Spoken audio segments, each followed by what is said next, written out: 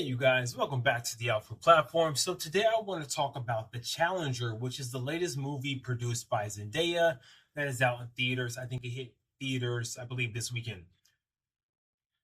I don't know how else to put it, but the music, the music, the video, the movie was confusing. That's all I'm going to say. I found the movie to be a little bit confusing. Essentially, the storyline is, and excuse me for any spoilers, but the storyline revolves around a what I'm presuming to be a black tennis player who has this love affair with two other white tennis players. And one of the things that makes the movie a little bit different is obviously the main character is a woman. She's a very strong, independent, hyper independent woman, a strong woman. And you have these two white men fighting for her affection. She's clearly in control of the situation, manipulating the situation. But once again, these two white men are fighting over her. And there's so many themes to discuss in this movie. But the first thing I want to touch on is the idea of blackness in the tennis world. So Zendaya is a biracial woman. When I look at it, Zendaya, I don't consider her to be a black woman. She considers herself to be a black woman, but in my eyes, she is like an acceptable black woman in Hollywood standards because of her hair texture, the way she looks, her skin tone. And it's unfortunate that Hollywood is at a place where they're still not willing to put in like dark skinned black people to play black roles. They're still putting in biracial people to represent black people. And when I look at her, I don't see a black person. I see a biracial person.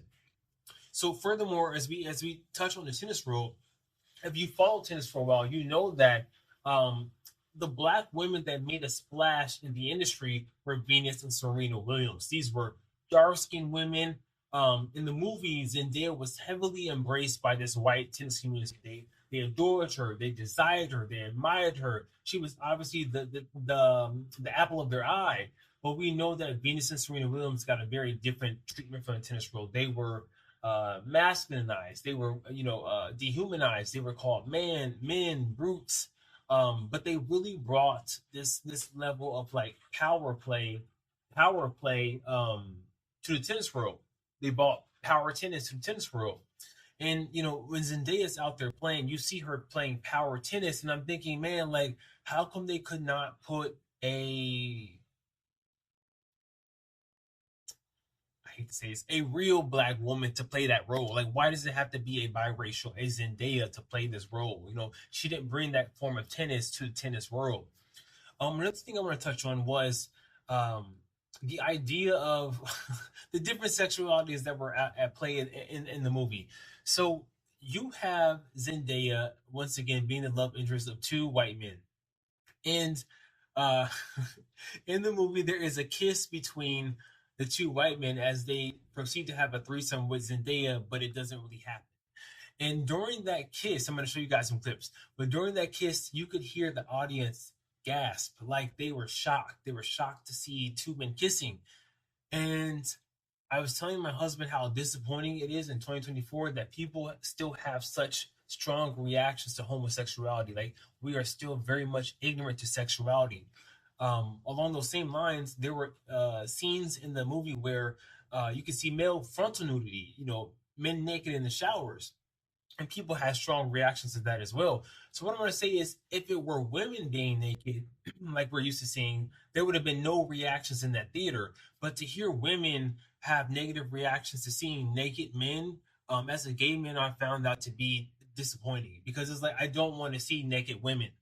Like, for once in my life, I got to see something that I actually enjoy seeing in a movie, sexuality that I saw myself represented in a movie. And I didn't find it disgusting. I didn't find it, like, off-putting. Like most people will find it off-putting. But we still live in this world where people are uncomfortable with men being themselves. Like, they have this idea about who men should be, and if you don't follow that archetype, they have a problem with it still. So it's like, as a man, I hope that we reach a point in this world where we can be free.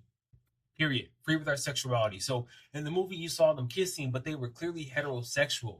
They were still going after Zendaya, still marrying this woman, still pursuing her. The third thing I want to touch on is, like, I could say the deceitful nature of women that so many men like to talk about. So Zendaya's character, she's married to one of the men in the movie, one of the white friends. She's married to one of those guys, and at some point, she's willing to leave this man because he's not at his best. He's not as successful as she wants him to be. And all throughout the marriage, she's cheating on him with the other white guy, his best friend. You know, at one point they were best friends. She's cheating on him with this other guy. So I've heard straight men make this argument many times when it comes to women regarding them being deceitful, regarding them lying, regarding not trusting them. Excuse me, sorry about the music. I'm gonna have to cut that out because Shakira is gonna copyright this video. Um, um, I've heard straight men complain about the deceitful nature of women, about how they lie, about how they cheat, and I think this movie really made me understand what straight men have to go through. And I'm very happy that I'm not a straight man because, for example, you saw Zendaya having sex with one man, and she could easily go home and have sex with her husband. And how would the husband know that she just had sex with his best friend? Like, how would she know? How would he know? Excuse me. You know, like they can have multiple orgasms. Um, there's no way for a man to know that his wife has not cheated on him just 5 minutes previously. So once again, as I get older, I'm appreciative of being gay because it's like I don't want to deal with that deceitful nature of women, like how they only want to be with the man if he's on top. And the minute that he falters or he's not making enough money or he's not doing well in his career, they want to bail. They want to go out and cheat. They want to find a different man. And I really feel sorry for a lot of straight men out there. What else about the movie that stuck out to me? I talked about the nature of women. I talked about blackness and how I felt like this biracial phenomenon is not a substitute for blackness. Like, you know, Venus and Serena Williams were the black archetype in tennis, and they were not embraced by the tennis world. But in this movie, there was this fairy tale of this biracial black woman being embraced by the tennis world, and we all know that's not reality.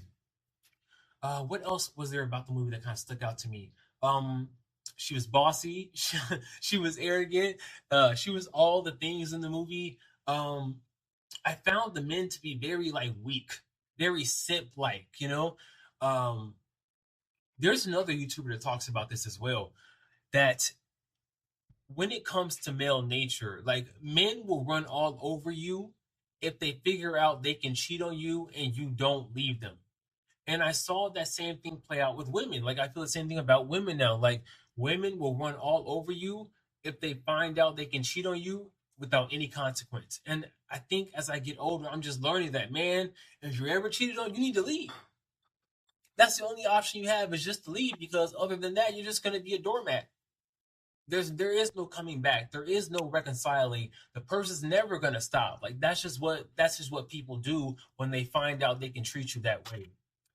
Overall, the movie was boring to me. Overall, I just found it to be boring.